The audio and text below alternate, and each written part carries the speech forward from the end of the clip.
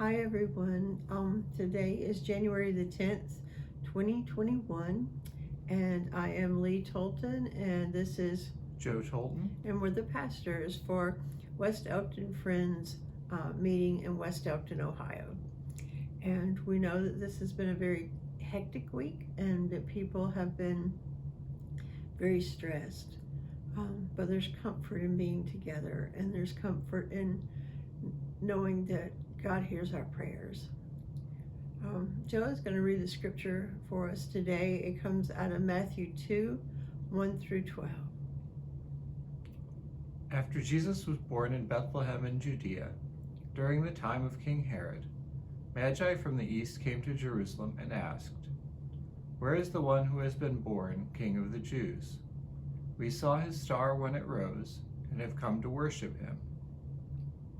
When King Herod heard this, he was disturbed, and all Jerusalem with him.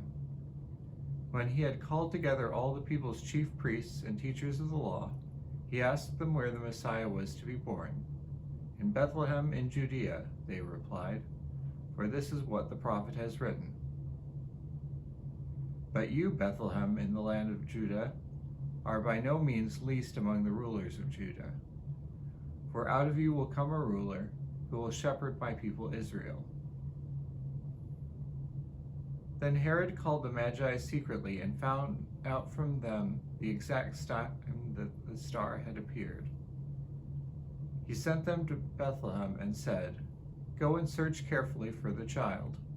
As soon as you find him, report to me so that I too may go and worship him."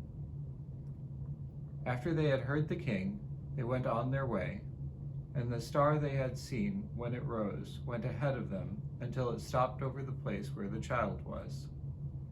When they saw the star, they were overjoyed. On coming to the house, they saw the child with his mother Mary, and they bowed down and worshipped him. Then they opened their treasures and presented him with gifts of gold, frankincense, and myrrh. And having been warned in a dream not to go back to Herod, they returned to their country by another route. This is traditionally the Sunday that we talk about the Magi, and people will probably be talking about the Magi all over the world. We have to look at the scriptures as a way of transforming our lives. So what did we learn from the Magi? They left their comfort zones. They followed the spice route many, many, many miles away. They could have given up, but they didn't. They stayed with it. They brought something to prove that they knew that they were going to follow through on what it was that they were going after. A sign of faith if they brought this gold, frankincense, and myrrh. And they listened to their gut. When Herod started asking questions, they felt ill at ease. And so it's important to not just live by faith on this superficially, but also within you by taking enough time to reflect on what's going on around you. The reason that we focus this Sunday on this is Epiphany Sunday. So what does Epiphany mean? Well, when it's capitalized, it means January 6th, observed, and it's a church festival that talks about the manifestation of Christ to the Gentiles. And it can be just an appearance or manifestation of a divine being. But sometimes we hear the word epiphany because we use it for like the times when we realize that we have come across the divine. We have an epiphany. The epiphany is supposed to be the manifestation of God. And so how do we do that? There's another word that we use when something is just comes into our mind, and it's eureka. And you'll say, I had an epiphany, or something happened. I had an aha moment. And those aha moments in life are so important. Generally, that's when change is taking place, and we just realize that we're suddenly thinking of something a little bit differently. So, one of the definitions of an aha moment is a moment of clarity, or defining moment where you gain real wisdom that you can use to change your life. Whether big or small, funny or sad, they can be surprising and inspiring. Each one is unique, deeply personal, and we think worth sharing. So many times when you're telling a story about your life, when you tell someone about a change that took place, there's this aha moment. Most of us know, like when a child is first born, or we start thinking of something in a different way. But Jenny Trees, who's a spiritual formation director for her church in California, says, aha moments draw us closer to God and are found when we open ourselves up to the journey God is leading us through. So there's a whole idea that as we open ourselves up to God, these aha moments come along. It may be a beautiful sunrise or sunset. It can be the giggle of a child. It's anything that brings you back to this moment and reminds you that this moment is sacred and that from here on out, it's going to be different. We use the word parable when we're talking about things that have happened in our lives and how that has become an aha moment.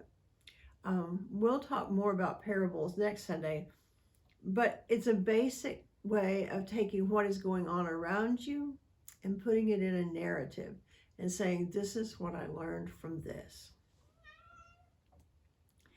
And what happens when we have these aha moments many times are we stop and we process. We stop and we reflect. We think about what we could be learning from this. There's an old saying that says, if you don't continue to learn something from something, then it's going to repeat itself.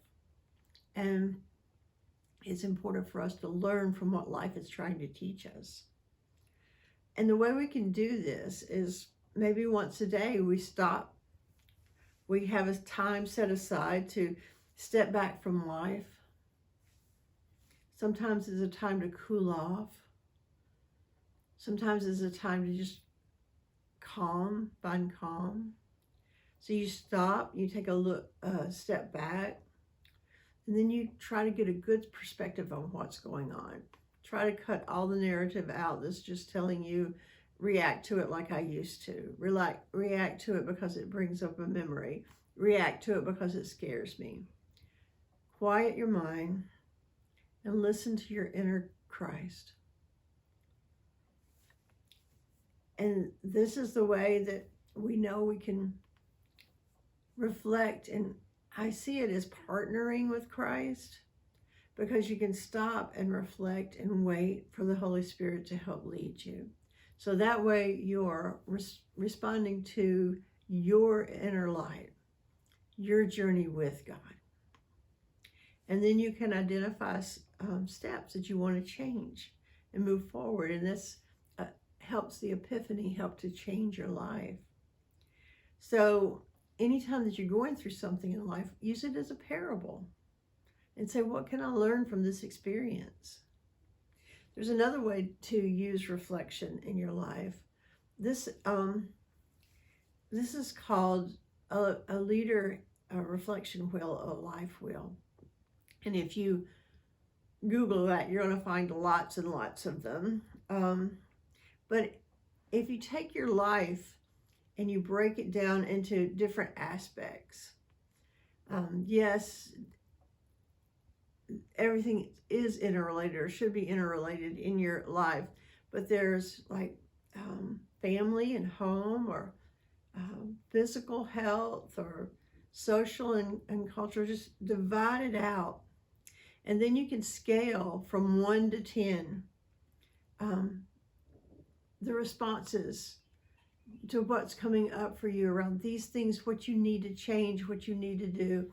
And you try to move yourself one more step closer to what would be healthy in that situation.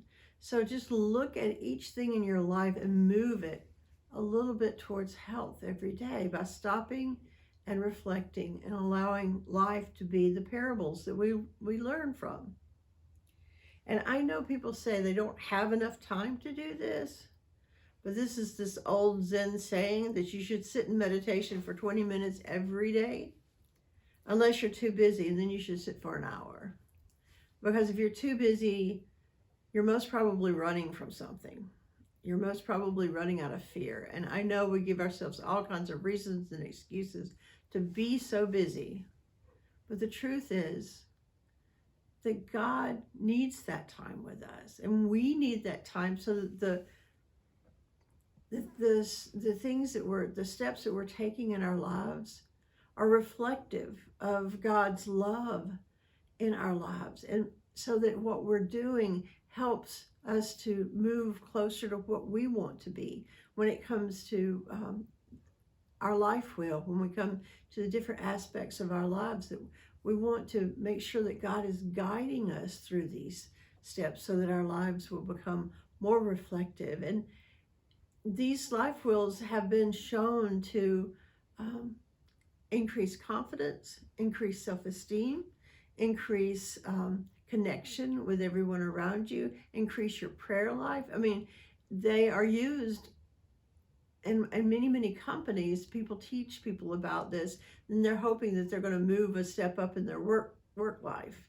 But the truth is they'll teach them that so that they'll take a step forward in their work life, or as a manager or a trainer or a leader in their particular field. But you can apply this to your spiritual life, and you can apply it to your emotional life, and you can apply it to your parenting. You can apply it to the garden outside. If you think about something and just make a few steps out and think and allow God to lead you through those steps, then it's like the wise men being led from the east. That when they came following a light. And that's what we have to do in our lives. We have to follow that light.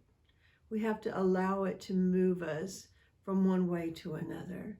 And yes, it may be long. And yes, we may have to sacrifice. And yes, we may have to bring things with us that we're not even using right now. But we're thinking, okay, well, when this happens, I'm going to need to use this. And so you bring it with you. It could be confidence. It could be a good memory. It doesn't necessarily have to be anything that is tangible. I'm going to end us today with a song, a poem. And this poem is by Mary Oliver. And it's about reflecting. As for life, I'm humbled. I'm without words sufficient to say how it has been hard as flint and soft as a spring pond, both of these over and over, and long pale afternoons besides, and so many mysteries, beautiful as eggs in a nest still unhatched. Though warm and watched over by some, I have never seen a tree angel, perhaps, or a ghost of holiness. Every day I walk out into the world to be dazzled, then to be reflective. It suffices, it is all comfort, along with human love, dog love, and water love, and little serpent love, and sunburst love, or love for the smallest of birds, flying among the scarlet flowers. There's hardly time to think about it. Stopping and lying down at the last, to the long afterlife, to the tenderness yet to come, when time will brim over the singular pond and become forever. And we will pretend to melt away into the leaves. As for death, I can't wait to be this hummingbird. Can you? Mary Oliver. And the name of the poem is Thirst. I hope you have a lot of aha moments this week. I know it's a stressful time, but God is leading us even now. And we can stop and reflect and feel God's presence in our lives and keep working towards what God is doing through all of us. I hope you have a blessed week.